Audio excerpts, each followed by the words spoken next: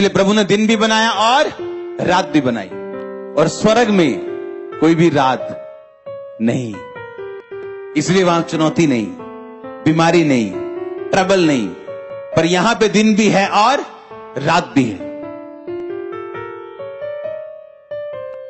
अगर आप रात को ना सोएं, आपकी बॉडी बनी नहीं रह सकती, मालूम है?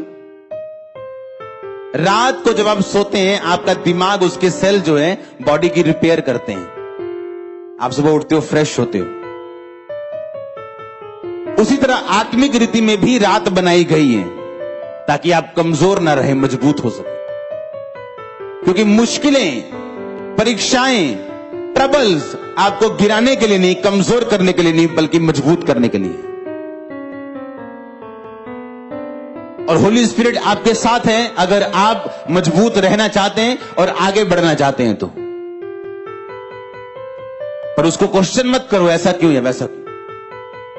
इमेजिन करो, यूहन्ना अभी 16 साल का है और अपने जवान दोस्तों को शहर में घूमते हुए फिरते हुए जाके देखता है, और जब वो घूमना चाहता है, होली स्पिरिट कहता है नहीं यूहन्ना, जंगल में रहने। लिखा वो जंगल में टिड्डियां मतलब एक फली का नाम है, टिड्डी फलियां खाता था और शहद खाता था, चमड़ा पहन के रखता था वो, और प्रभु ने उसे शहर में नहीं जाने दिया इतने साल।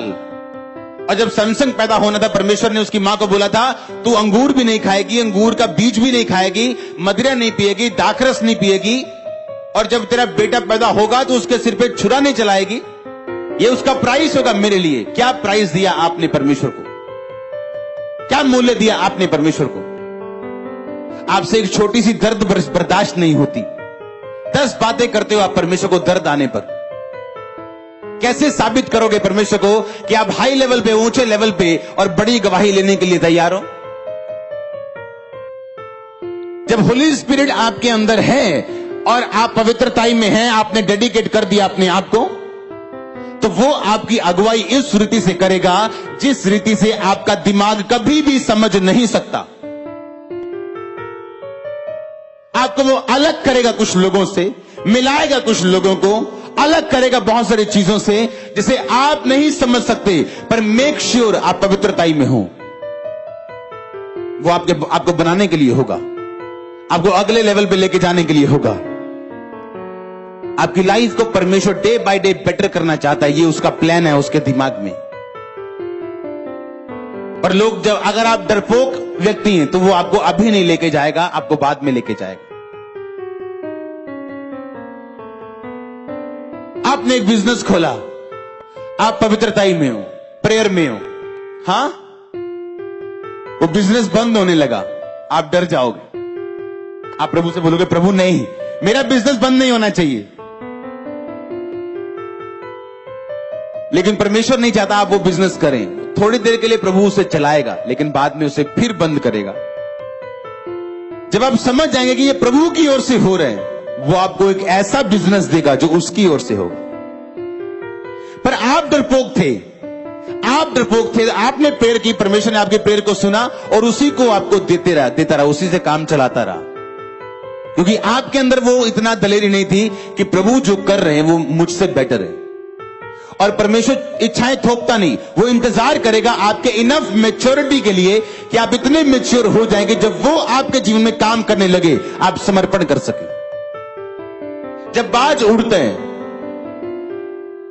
अपने परों से उड़ता है, वो जोर लगाते हैं, उड़ता, जब वो एक ऐसी हवा में पहुंच जाता ऊपर, अगर फिर वो पंख मारेगा तो वो थक जाएगा और उड़ नहीं पाएगा, और उस जगह जाके फिर वो सरेंडर करते हैं।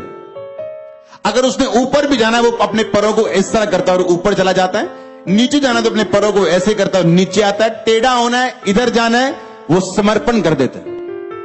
एक टाइम तक आपको पर मारना जरूरी है, एक टाइम बाद आप पर नहीं मारो। लेकिन वो टाइम बहुत कम विश्वासियों की जिंदगी में आता है। आमीन बोलने से पहले ये दिमाग में रखना है। कोई अपनी चोरी से नहीं हट रहा, उसके पास 500 बहाने हैं चोरी करने के, ठगियां मारने के, नशा करने के, गालियां निकालने के, क्योंकि शैतान नहीं चाहता उस जगह पहुंचो जहां आप समर्पण करके चलो। क्या मैं आपको घर में बुलाने के लिए गया हूं? कितने की इनविटेशन डाले मैंने फेसबुक पे ऊपर। जब आप एक समर्पण वाली लाइफ में आते हो, एक फ्लो शुरू होता है जो आप अपनी ताकत से कभी नहीं ले सकते।